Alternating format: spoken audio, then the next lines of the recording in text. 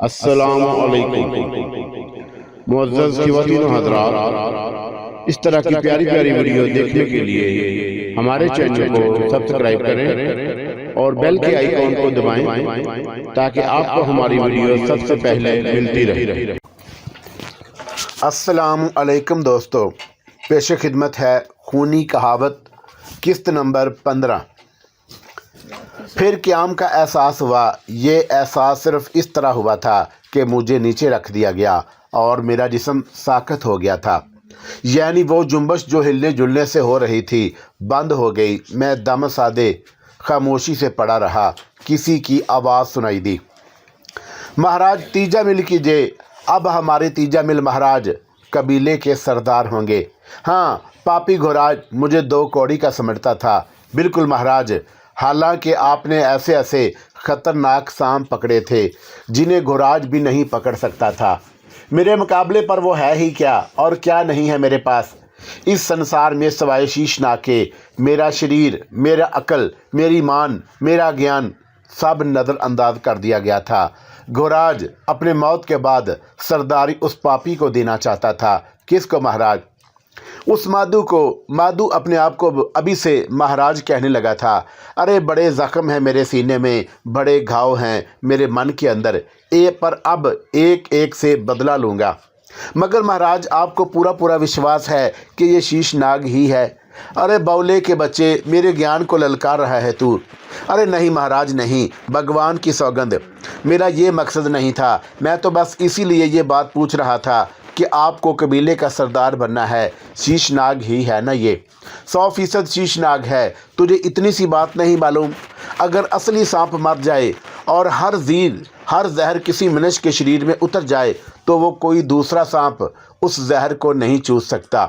हाँ महाराज, ये बात तो मुझे मालूम है, लेकिन शीशनाग हर सांप का जहर चूस सकता है क्योंकि वो नागों का राजा होता है। नाग राजा को हर तरह की आसानी होती है। सो तो है, मैं उससे समझ गया था कि ये शीशनाग है जो किसी तरह उस मौलवी के चक्कर में आकर यहाँ आ गया है और उसने आसानी से उसका जहर चूस लिया। हमारी कैसी किरकिरी हुई। सो तो है महाराज, बस मैं इस समय इस चक्कर में पड़ गया कि शीशनाग को मेरे कब्जे में आना चाहिए। शीशनाग नदर कब आता है, पूरी बस्ती में तलाश करता फिरा था, और अगर मेरे नाग मेरी मदद ना करते और मेरा मंत्र काम ना आता तो मैं कभी उस मौलवी के घर ना पहुंच पाता। हाँ महाराज, बिल्कुल ठीक कहते हैं आप। बड़ी मेहनत से पकड़ा है मैंने उसे। वो तो है महाराज। सो तो है का बच्चा अभी ये पूछ रहा है कि ये शीशनाग है या नहीं। नहीं महाराज, इसकी वजह कुछ और है। क्या वजह थी? बोल, क्या वजह थी? महाराज, आप जब कबीले के सरदार बन जाएंगे तो क्या हमारी बात ना बढ़ जाएगी? हम तो आपके ख़ास दोस्तों में से हैं। फिर हम बड़े फ़ख्र से कह सकेंगे कि हम कबीले के सरदार के दोस्त हैं। तो फिर इसलिए मैं परेशानी से पूछ रहा था कि भगवान करे ये शीशनाग ही हो। सुन, ये शीशनाग है, 100% शीशनाग। अब मैं इतना कच्चा भी नहीं हूँ कि इसके बारे में जान ना सकूँ। महाराज मज़े आ गए। अब तो जितनी जल्दी हो सके कबीले में पहुँच जाया जाए। हाँ, ये बात की ना तूने काम की। तो फिर बताइए ना महाराज, हमें हमारा काम भी तो समझा दीजिए। हाँ समझाता हूँ। सुन, शीशनाग को सबसे पहले संगारों में बंद करेंगे और उसके बाद मैं ऐलान करूँगा कि मैंने शीशनाग को पकड़ लिया है और अब कबीले की सरदारी मेरे हवाले कर दी जाए। अगर कोई ऐसा ना कर पाए तो फिर उसे शीशनाग पकड़ कर दिखाना होगा। घोराज सारा जीवन कबीले का सरदार रहा। जानते हो किस लिए महाराज? इसलिए कि उसका पिता सरदार था। वो सरदारी उसे तोहफे में दे गया। हालांकि सरदारी तोहफे में मिलने वाली चीज़ नहीं है। सो तो है, फिर वही सो तो है का बच्चा। अरे महाराज, हम तो आपकी खुशी में खुश हैं। तो फिर सुन, पहले इसे संगारों में बंद करेंगे और उसके बाद इसे बड़े चबूतरे पर ले जाकर रख देंगे जहाँ शीशनाग का बुत बना हुआ है। फिर हम पुकारेंगे घोराज महाराज को। घोराज आएंगे। अव्वल तो शीशनाग देखकर पहले ही उनके मान मर जाएंगे और उसके बाद उनकी जो हालत होगी वो देखने के काबिल होगी। तुझे पता नहीं है पापी, मेरे मन में क्या क्या आग सुलग रही है। अब आप अपनी आग अपने मन के अंदर ही रहने देते हैं महाराज। तो हम क्या करें? तुम लोगों ने मेरे लिए किया ही क्या है? बोलो, कभी कुछ किया है? अरे आपने तो हमसे कभी कुछ काम ही नहीं लिया। हाँ, काम तो लिया था, कहा था कि जाओ शीशनाग को तलाश करो। 6 दिन तक मारे मारे फिरते रहे और आकर हाथ फैला दिए।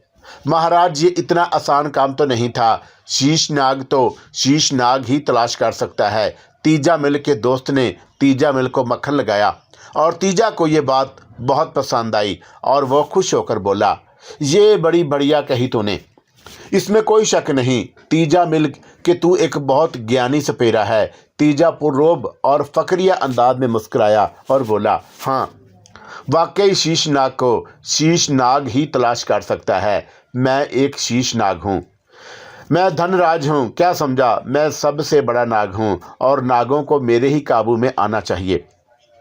मैंने कब इनकार किया महाराज? बिलाशुबा आप महान हैं और सरदार बनने के लायक। और सरदार बनने के बाद मैं सबसे पहला काम क्या करूँगा तू जानता है? जी नहीं महाराज, मुझ में इतना ज्ञान कहाँ कि आपकी तरह सोच सकूं। सरदार बनने के बाद सबसे पहला काम मैं ये करूँगा, नाग रानी को पकड़ूंगा और अगर शीशनाग और नागन मेरे कब्जे में आ जाएं तो फिर सारे संसार में कौन है जो मेरा मुकाबला कर सके। जय हो महाराज की, जय हो।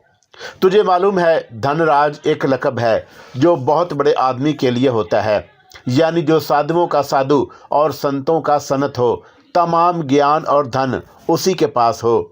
तीजा मिल अपनी धुन में बोला चला जा रहा था।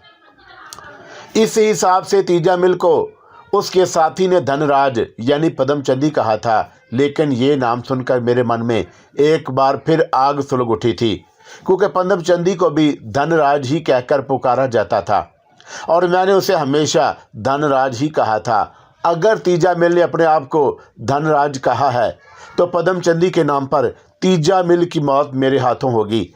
हाँ, जीता नहीं छोड़ूंगा इस दूसरे को। और मैंने दिल ही दिल में इरादा पुख्ता कर लिया।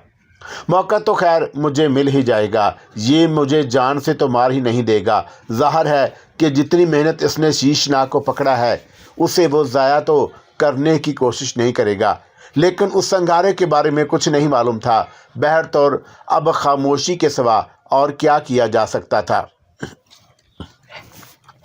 मैं वहीं बैठा रहा। शायद रात का वक़्त था, क्योंकि ताहद्दे नदर सन्नाटा छाया हुआ था। अब परिंदों की आवाज़ें भी नहीं आ रही थी। हाँ, कभी कभी शेर की धाड़ सुनाई दे जाती, और इसका मतलब है कि जिस इलाके में तीजा मिल ने क़याम किया है वहाँ जंगलों में शेर भी मौजूद है, लेकिन उन लोगों ने अपने तहफ़्फ़ुज़ का इंतज़ाम ज़रूर कर लिया होगा। फिर सुबह की रोशनी फैल गई। ऐसी ही आवाज़ें आ रही थीं और मदम मदम उजाला भी उस पटारी तक पहुंच रहा था जिसमें मुझे बंद कर दिया गया था। गालिबन वो लोग अपनी ज़रूरियात ज़िंदगी से फारग हो रहे थे और उसके बाद उन्होंने वहां से सफ़र करना शुरू कर दिया। एक बार फिर मुझे सफ़र करना पड़ा। पूरा दिन यह सफ़र होता रहा। दिन में काफ़ी गर्मी भी लगी थी उस पिटारी में, लेकिन अब इन तमाम चीज़ों से बेनियाज होकर मुझे वक़्त गुजारना था और देखना था कि तकदीर ने मेरे बारे में क्या फ़ैसला किया है। सफ़र में कई दिन गुजर गए और फिर शायद तीजा मिल अपने कबीले में पहुंच गया। बेशुमार लोगों की बातचीत करने की आवाज़ें आ रही थी। जिस वक़्त वो कबीले में दाखिल हुआ रात का वक़्त था और फिर मुझे तीजा मिल के साथियों की आवाज़ें सुनाई दी। तो फिर महाराज, हमारे लिए क्या हुक्म है? अभी किसी को मत बताना, हम लोग आ गए हैं। ठीक है महाराज, लेकिन आप कह रहे थे। हाँ हाँ, तुम चिंता मत करो, मैं उसे संगारों में बंद कर लूँगा। तो फिर संगारों को राजनाग के चबूतरे तक कब पहुँचाएंगे? सुबह को जब रोशनी फूटेगी तो संगारो राजनाग के चबूतरे पर होगा। ये संगारो अजीबो गरीब चौकोर बक्स था जो शीशे का बना हुआ था और उसमें ऐसे ऐसे बारीक सुराख किए गए थे जिनसे हवा और रोशनी अंदर आ सके। इसमें कोई शक नहीं कि तीजाराम अपने काम में माहिर था। उसने मुझे इस चालाकी से संगारों में मुंतकिल लिया था कि मैं खुद भी हैरान रह गया। एक छोटा सा खाना खुला था और उसके साथ ही टोकरी का ढक्कन हल्का सा हटा था। बस मेरे लिए इतना ही काफ़ी था। मैंने पूरी कुव्वत से फन उठाकर दौड़ने की कोशिश की और मुझे रास्ता भी मिल गया। लेकिन ये बाद में मालूम हुआ कि यह रास्ता मेरे लिए ही बनाया गया था ताकि मैं उस डब्बे में दाखिल हो जाऊं जो मेरे लिए तरतीब दिया गया है। और जैसे ही मैं उस डब्बे में दाखिल हुआ उसका अगला सिरा फिर से बंद हो गया। मैंने बुरी तरह फंकारें मारी लेकिन इसका कोई असर नहीं हुआ। तीजा मिल ने बहुत आसानी से डब्बे का दरवाज़ा बंद कर दिया था और मेरी सारी कोशिशें उसे खोलने में नाकाम रहीं। तब मुझे उस बात का एहसास हुआ कि वह संगारो है। अब तीजा मिल मेरे सामने खड़ा मुस्कुरा रहा था और उसके बेहनक चेहरे पर मुस्कुराहटें दौड़ रही थी। मैं उसे खौरख्वार नज़रों से देख रहा था। वो हंसकर बोला, जे हो महाराज शीशनागी, बड़ी मुश्किल से पकड़ा है आपको। नागरानी को हासिल करना मेरा काम है, आपकी जोड़ी बनाऊंगा। ये तीजा मिल का सबसे बड़ा मकसद है। बस महाराज मुझे अपनी पनाह में रखें और हमेशा मेरी सहायता करें। मैंने दिल ही दिल में सोचा कि बेईमान तेरी सहायता तो मैं ऐसी करूँगा कि देखने वाले देखेंगे, बस ज़रा मौका मिल जाए। वैसे संगारो नामो इस चीज़ का कुछ और भी मामला था, क्योंकि ये इंतहाई अजीबोगरीब थी और मैं इसकी नौइयत को नहीं जान सका था कि इसके अंदर मैं बिल्कुल मुतमिन और किसी किस्म की तकलीफ़ का शिकार नहीं था, बल्कि जो तकलीफ़ मैंने उस पटारी में उठाई थी इसमें मेरा अंग अंग दुख गया था। और इसमें आकर ज़रा सी कुशादगी मिली तो मैंने अपने बदन को बहुत सी अंगड़ाइयाँ दी और लहरें लेने लगा। रात का वक़्त था और मैंने अपने आप को एक झोंपड़ी जैसी जगह में देखा। गोल किस्म की कुशादा झोंपड़ी थी जो यकीनी तौर पर तीजा मिल का घी घर होगा। बहरहाल उसने अपना काम मुकम्मल कर लिया और उसके बाद तीजा मिल अपने कामों में मसरूफ़ हो गया। वो भी सारी रात सोया नहीं था और मुझे भी नींद नहीं आई थी। इस कैद में बड़ी बेचैनी हो रही थी, लेकिन बिल्कुल मजबूर हो गया था। फिर तीजा मिल ने तैयारियां शुरू कर दी। सफ़ेद लिबास पहना और पूरी तरह तैयार हो गया। सुबह होने वाली थी और बिल आकर उसने संगारो उठाया और अपने झोंपड़े से बाहर निकल आया। बाहर मदम मदम उजाला फैला हुआ था। झोंपड़ों में खामोशी तारी थी, चिराग बुझ चुके थे, बस्ती नीम तारीकी में डूबी हुई थी।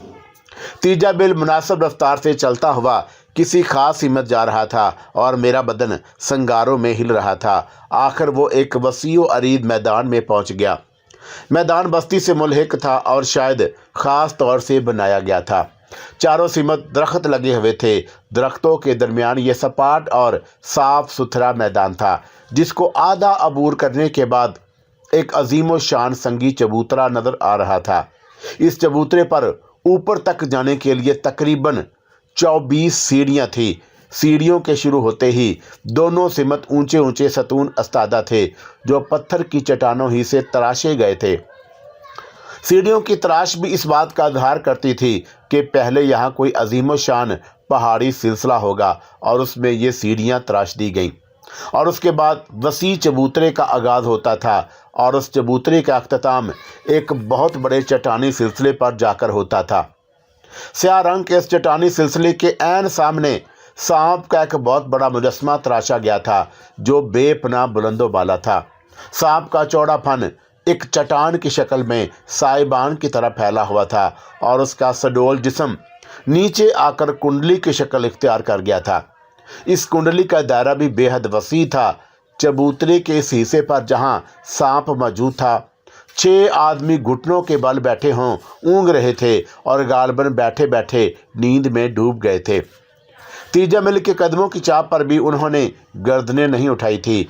तीजा मिल आहिस्ता आहिस्ता चलता हुआ सांप के मुजस्मे के करीब पहुंचा। संगारों को उस कुंडली के दरमियान में रखा और घुटनों के बल बैठकर दोनों हाथ जोड़कर गर्दन झुका दी। चंद लम्हात वो उसी तरह बैठा रहा और उसके बाद रुख बदल कर खड़ा हो गया और उसने अपना हाथ संगारों पर रखा हुआ था। वो किसी पत्थर के बुत के मानद ही साकत हो गया था और उजाला तेजी से फैल रहा था। तब वो 6 अफराद जाग गए और उन्होंने अंगड़ाइयाँ लीं, चेहरों पर हाथ फेरे। अभी तक उनकी निगाहें तीजा मिल की जानब नहीं उठी थी। वो आहिस्ता आहिस्ता चलते हुए सतूनों के अकब में गायब हो गए।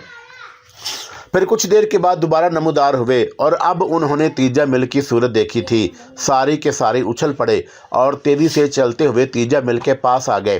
अरे तीजा मिल महाराज, आप वापस आ गए और ये क्या है? सपेरों की औलाद हो, आंखें नहीं हैं तुम्हारी, देख नहीं सकते कि यह क्या है। क्या है महाराज? और उन्होंने झुक कर संगारों में झांका और दूसरे लम्हे वो कई कदम पीछे हट गए और उनके मुंह से हैरतनाक आवाज़ें निकली। शीशनाग, नाग देवता की सौगंध, ये शीशनाग ही तो है। वो सब झुक झुक कर मुझे देखने लगा और फिर घुटनों के बल झुककर उन्होंने भी उसी तरह हाथ जोड़ दिए जिस तरह तीजा मिल ने पत्थर के मुजस्मे के सामने हाथ जोड़े थे। फिर वो सब खड़े हो गए। उन्होंने तीजा मिल को देखा और इससे पहले कि वो कुछ कहते, बस्ती की तरफ से बहुत से अफराद आते हुए नजर आए और उनका रुख उसी चबूतरे की जानब था। सारे के सारे मखसूस लिबासों में थे। उनमें औरतें, बच्चे, बूढ़े सभी मौजूद थे।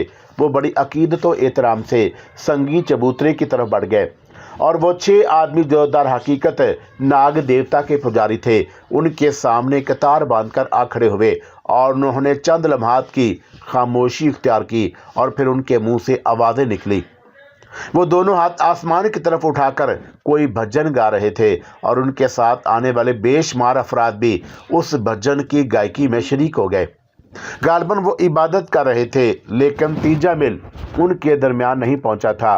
वो बेदस्तूर संगारों के पास खड़ा हुआ था। काफ़ी मगरूर आदमी मालूम होता था और उस इबादत में उसने हिस्सा नहीं लिया था। फिर यह भजन ख़त्म हो गया और उसके बाद पुजारियों ने जो अब तक अपने आप को बेमुश्किल तमाम रोके हुए थे, बीक वक़्त कहा, तीजा मिल महाराज आ गए और शीशनाग उनके साथ है। महाराज, तीजा मिल महाराज आ गए हैं। तब एक शख्स जो खासा उम्र रसीदा था आगे बढ़ा और उसने आंखें फाड़ फाड़ कर इधर उधर देखा। फिर तेजी से दौड़ता हुआ संगारों के पास आया। फटी फटी आंखों से शीशनाग यानी मुझे देखता रहा और उसके बाद उसके चेहरे पर एक अजीब सी मुस्कुराहट फैल गई और वो भी उसी तरह घुटनों के बल झुका और उसने दोनों हाथ जोड़ दिए। जे धनराज भगोनत, जे शीशनाग महाराज। और उसकी निगाहें काफ़ी देर तक मेरा जायज़ा लेती रहीं। फिर वो उठ खड़ा हुआ और उसने तीजा मिल को देखा। वो बेदस्तूर मुस्कुरा रहा था, जबकि तीजा मिल के चेहरे पर अजीब से आसार नजर आ रहे थे। वो तीजा मिल से बोला, हाँ तीजा, ये शीशनाग ही है। बिल आखिर तेरी तपस्या सफल हुई है, तूने शीशनाग हासिल कर ही लिया। और जो शख्स शीशनाग हासिल कर लेता है, गुराज जानते हो वो कौन होता है? कबीले का सरदार। मगर बोले ऐसे क्यों कह रहा है? ये तो हम सब की खुशकिस्मती है कि शीशनाग भगोनत हमारे बीच आए। अब भला कौन हमें नीचा दिखा सकता है? तीजा राम सरदार जी, तेरा हक है। किसने कहा है कि तेरा हक मानना चाहता हूँ? मगर मैंने तुझसे जो कुछ कहा था वो भी तो सच ही था। सरदारी सिर्फ उसे मिलती है जो शीशनाग हासिल करे। अरे बोले, मेरा तो कोई बेटा भी नहीं था और जिसके लिए मैं ये सोचता कि कबीले का सरदार उसे बनाऊंगा। चंद अफराद आगे आ गए और उसके बाद उन्होंने मुझे देखा। ये सब के सब बूढ़े थे। हाँ महाराज, शीशनाग हमारे बीच आ गए हैं। ये तो जश्न मनाने वाली बात है। ये तो जश्न होगा, अवश्य होगा। शीशनाग महाराज के आने की खुशी में जश्न होगा। भाइयों सुनो, खुशी की खबर सुनो। तीजा मिल, शेर दिल तीजा मिल शीशनाग ले आया है। अब सरदारी उसका हक बन चुकी है और कोई भी उस हक को नहीं मार सकता। मैं आप लोगों के बीच ये ऐलान करता हूँ कि तीजा मिल को अपना सरदार मान लें। वो अब आपका सरदार है। मैं बड़ी खुशी से यह हक उसके हवाले करता हूँ। ये सब कुछ उसी तरह होगा जिस तरह कबीले की रीत है। तीजा मिल, उसमें कोई तब्दीली मुमकिन नहीं होगी, एक बूढ़े आदमी ने कहा। तो मैं कब कहता हूँ कि तब्दीलियाँ करो? कुछ गलत फहमियाँ हो गई थी बीच में शायद, और तीजा मिल ये समझा था कि मैं सरदारी अपने किसी मनपसंद आदमी को देना चाहता हूँ। मगर ऐसी बात नहीं थी। जो असूल होते हैं वो तो होते हैं। अब क्या किया जाए घोराज महाराज, अभी तो आप सरदार हैं ही। आज का दिन जश्न का दिन है। पूरी बस्ती में कोई काम नहीं होगा। हर शख्स जश्न मनाने की तैयारी करेगा। शीशनाग भगोनत को यही नाग देवता के चरणों में रखा जाएगा। तीजा मिल उसका मालिक है। नाग देवता के पुजारी शीशनाग की सेवा करेंगे। हम उन्हें उनके स्थान में पहुंचा देंगे और रात को बस्ती में जश्न मनाया जाएगा। जब सूरज डूबेगा तो तीजा मिल को सरदारी का ताज पहना दिया जाएगा और उसके बाद हमारा नया सरदार अपने अहकामात सुनाएगा। सबसे पहले मैं आवाज़ लगाता हूँ, तीजा मिल की जय। और उसके बाद बहुत सी आवाज़ें उभरी। तीजा के मनहूस चेहरे पर मुस्कुराहट फैल गई। मैं इन तमाम चीज़ों को बड़ी दिलचस्पी से देख रहा था, सुन रहा था। फिर सूरज पूरी तरह चढ़ गया तो वो लोग वापस पलटने लगे। संगारू अभी यही रखा हुआ था और मैं भी आराम से उसमें बैठा हुआ था, और कुछ नहीं तो कम अज़ कम ये अजीबोगरीब रस्में ही देखने को मिल रही थी। चुनाचा वक़्त बदलता रहा, सूरज ने माहौल में तब्दीलियां पैदा की और यहाँ से कोई चीज़ नज़र नहीं आ रही थी, लेकिन वह सारे हंगामे महसूस हो रहे थे। तीजा मेरे पास से नहीं हटा था और कुछ देर के बाद उसके दो साथी और भी आ गए थे, जो उसके साथ शीशनाग को हासिल करने की बहम में शरीक थे, और तीजा उनके करीब बैठकर उनसे बातें करने लगा। 6 पुजारी मेरे आसपास मौजूद थे, जबकि तीजा मिल वहाँ से कुछ फासले पर हट गया था और अपने साथियों से महवे गुफ्तगू था। वो उनसे बातें कर रहा था। मैं यहाँ से नहीं सुन सकता था, लेकिन उसके चेहरे पर फैली हुई मुसर्रत बताती थी कि वह अपने सरदार बन जाने से बेपनाह खुश है, और उसके साथी भी मकाराना अंदाज में मुस्कुरा रहे थे। गर्द के वक़्त गुजरता रहा। कुछ देर के बाद जब सूरज चढ़ा तो बेशुमार अफराद उस इलाके की तरफ आते हुए नजर आए। सब ने साफ सुथरे कपड़े पहने हुए थे। औरतें, बच्चे, मर्द तमाम ही थे जो सुबह को मैंने देखे थे। गालबन यहाँ के सब लोग बाकायदा सुबह की इबादत के लिए आए थे। उनका क्या दीन धर्म था ये तो मुझे मालूम नहीं, लेकिन बहरहाल इतना अंदाज़ा हो गया था कि वो सांपों के पुजारी हैं। फिर उन्होंने लंबी लंबी कतारें बना ली। पुजारियों ने मुझे दिखाने का बंदोबस्त कर रखा था, और अब मुझे मालूम हुआ कि वह सब मेरा दीदार करने आए हैं। वो लोग एक सिमत से आ रहे थे, मुझे देखते हुए हाथ जोड़ते और उसके बाद वहाँ से आगे बढ़ जाते। ये गोया शीशनाग के दर्शन हो रहे थे। वाह रे तरवीदी, करमदाद, क्या मज़ा आ रहा है। देखने की चीज़ बन गए हो तुम भी। खैर अभी तो बहुत से मराहल हैं ज़िंदगी में, देखो ना जाने क्या क्या होता है। बहरहाल ये सिलसिला भी जारी रहा, और ये सिलसिला इतना तवील था कि मैं भी उससे आजिज़ आ गया। भूख व प्यास मेरे लिए कोई मसला नहीं थी। महीना भर खाए पिए जी सकता था। चुनाचा इस किस्म की कोई परेशानी मुझे लाहक नहीं थी। इसके बावजूद संगारों में बने हुए बर्तन में ऊपर के हिस्से में ख़ास तौर से दूध डाला गया, जिस पर मैंने 1000 बार लानत भेजी और उसे मुंह ना लगाया। लेकिन उस बात की परवाह नहीं की गई थी कि शीशनाग बघौनत ने दूध पिया नहीं। बस उन लोगों ने अपना फ़र्ज़ पूरा कर दिया था। फिर शाम हो गई। उसके बाद वो तमाम लोग जो उस बस्ती के बासी थे एक बार फिर यहाँ आ गए। सतूनों के ऊपरी हिस्से पर ख़ास किस्म की मशअलें बनाई हुई थी, जो ना जाने किस चीज़ से जलाई जाती थीं। बहरहाल शाम में उन्हें रोशन कर दिया गया और उनकी ये पूरी इबादतगाह जगमगाने लगी। मशलों की रोशनी बहुत तेज़ थी। मैं खामोशी और दिलचस्पी से ये तमाम मनाज़र देख रहा था। गोराज आहिस्ता आहिस्ता आगे बढ़ा। बहुत से बूढ़े उसके साथ थे। तब उसने अपने बाजू पर लिपटे हुए चंद अजीबोगरीब जेवर उतारे। एक ख़ास किस्म का ताज जो यकीनी तौर पर जवाहरात का बना हुआ था सामने लाया गया। तीजा मिल संगारू से कुछ फासले पर ज़मीन पर पालती मारकर बैठ गया और बूढ़ों ने वो ताज उसके सर पर रखा। गले में बेशुमार मालाएं डाली गईं और उसके बाद चारों तरफ तीजा मिल महाराज की जय, तीजा मिल महाराज की जय गूंज उठा। फिर ढोल और ताशे आए और बेहंगम रक्स व मौसीकी का आगाज़ हो गया। तीजा सरदार की हैसियत इख्तियार कर चुका था और अब उसे एक सिंहासन पर बिठा दिया गया। सूरज ढलने लगा तो पूरी ही बस्ती सरदार के झोंपड़े के सामने उमड़ आई। कुछ देर बाद चंद बूढ़े वहां आ गए और वो ढीले डाले स्याह रंग के लिबास पहने हुए थे और उनके गलों में मालाएं पड़ी हुई थी। तीजा मिल के लिए ये एक तख्त रख दिया गया जिस पर वो बड़ी शान से बैठ गया। बूढ़ों ने कहा, हमारे नए सरदार, तूने देखा कि पुराने सरदार घुराज महाराज ने हमारे कबीले की रस्म व रिवाज की पूरी पाबंदियां करते हुए सरदारी तेरे हवाले कर दी। हम तुझे नए सरदार की हैसियत से खुश आमदीद कहते हैं। अपना पहला हुक्म हमें सुना और सारी बस्ती को उसके बारे में बता कि तेरा पहला हुक्म क्या है। हम सब तेरी अताअत गुजार हैं। नगरवासियों, मेरे में कब से सरदारी की भावना थी, छुपाया नहीं मैंने किसी से भी और सबको बता दिया। मगर सरदार गोलराज ने कहा कि उसके लिए ज़रूरी होता है कि शीशनाग हासिल किया जाए। आज मैं तुम लोगों से सवाल करता हूँ, क्या खुद गोराज ने शीशनाग हासिल करके सरदारी हासिल की थी? बोलो, जवाब दो। नहीं, शीशनाग तो बरसों से हमारे बीच नहीं आए। शीश भगोनत तो पहली बार हमारे बीच में पधारे हैं। बूढ़ों ने जवाब दिया। गुराज सिर्फ इसलिए सरदार बना कि उसका पिता सरदार था।